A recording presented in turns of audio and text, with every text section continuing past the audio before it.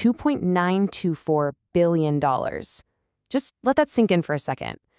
In the entire history of global entertainment, very, very few single projects have ever reached this kind of staggering financial success. But this number, it isn't just a box office gross. It is the ultimate payoff of a massive, unprecedented gamble. Okay, let's dive into this because the journey we are about to explore is nothing short of a cinematic miracle. We're looking at a scenario where a filmmaker had an idea so impossibly huge, so wildly ambitious, that he literally had to put it in a drawer and wait a decade and a half for human invention to catch up to his imagination. How does that even happen? And how did it end up changing the movie industry forever? Welcome to This Explainer. Today, we're unpacking the fascinating source material behind James Cameron's 2009 sci-fi epic, Avatar. We're going to look at the data, the massive technological leaps, and the incredible production history that took this project from a wild, unfilmable dream to an absolute box office titan. Section 1. The Dream of Pandora. So the seeds for this film were actually planted way back in 1994. That's when James Cameron wrote an 80-page treatment for the story, totally inspired by the sci-fi books he used to read as a kid.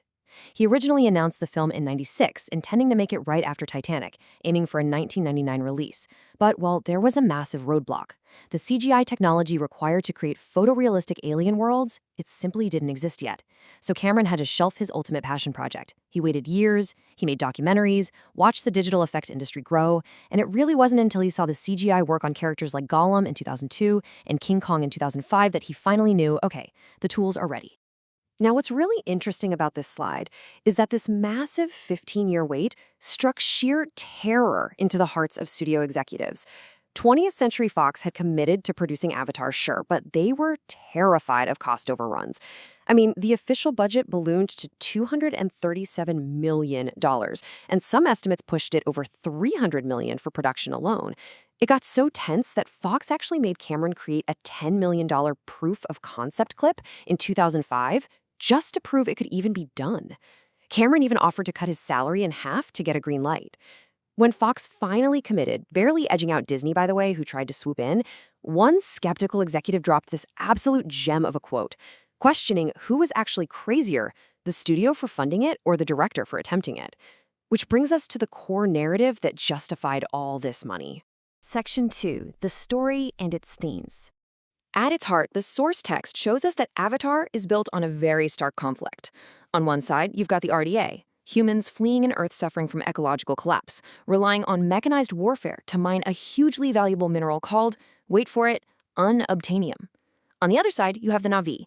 These are 10-foot-tall, blue-skinned indigenous humanoids living in total harmony with the lush moon of Pandora. They're connected through this biological neural network represented by the Tree of Souls.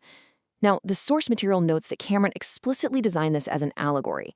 It acts as a critique of humanity's short-sighted destruction of the environment.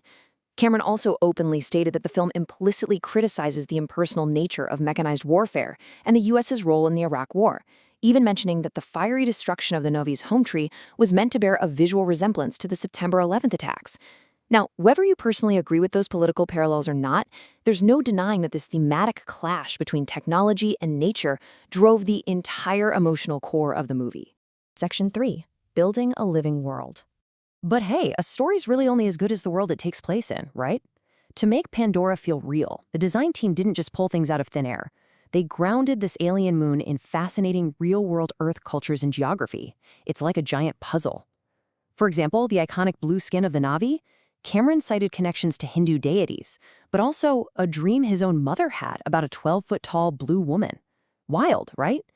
And those breathtaking floating Hallelujah Mountains were heavily inspired by the stunning karst limestone formations in regions like Guilin and Hongshan over in China. To top off the world building, Cameron hired Paul Frommer, a linguist at USC, to invent an entirely new functioning language for the Na'vi. It has a vocabulary of over 1,000 words and uses ejective consonants similar to those in the Ethiopian language Amharic. The dedication to building a believable, immersive ecosystem was just absolute. Let's move to and see how this builds into our next section. Section 4, Revolutionizing Visual Effects. Because having a great design on paper is one thing, but bringing it to life is a whole different beast. The goal was a film made of 60% computer-generated elements and 40% live action.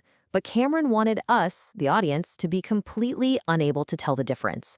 To cross that uncanny valley and make digital aliens emote like real people, they had to invent a brand new performance capture process. Step 1. Actors like Sam Worthington and Zoe Saldana wore these specialized skull caps fitted with tiny cameras positioned literally inches from their faces. Step 2. These cameras meticulously recorded every microexpression, every muscle twitch, and every subtle eye movement. Step 3. This allowed the animators to transfer 100% of the actor's physical and emotional performance directly to their digital counterpart. The emotion you see on those blue faces, that is the exact human emotion captured right there on the soundstage. But directing this was a completely new challenge. Imagine walking around a blank, boring, gray room, but when you look through your camera lens, you see a lush, alien jungle. That's exactly what the virtual camera system did. Think of this as a revolutionary directing tool. Cameron would be walking around a completely blank soundstage in LA, but his camera monitor acted like a powerful video game engine. It processed all that motion capture data instantly. So Cameron was looking live at the actors rendered as their alien avatars standing inside the lush digital jungle of Pandora. He could literally move a digital tree or change the time of day in real time. It was a form of pure, immediate digital creation that completely blew the minds of visiting directors like Steven Spielberg and Peter Jackson. Creating a world this detailed required processing power that is almost hard to wrap your head around. 1 petabyte. That is the staggering amount of digital storage required by the lead visual effects company, Weta Digital in New Zealand, just to render the film. To put that into perspective, the source data tells us that a single minute of final footage for Avatar took up 17.28 gigabytes of storage. They had to use a massive 10,000 square foot server farm to process it all, with some individual frames of the movie taking computers several hours to render out. So, you have to ask, all the risk, all the money, all the years of waiting and rendering, did it pay off? Section 5. The unprecedented box office. When Avatar finally opened in December 2009, it didn't just succeed, it exploded. It became a global cultural event. I mean, look at these opening weekend numbers. Russia at nearly $20 million, France at 17.4, the UK, Germany, the list goes on and on. The film grossed $241.6 million globally in just its first 5 days.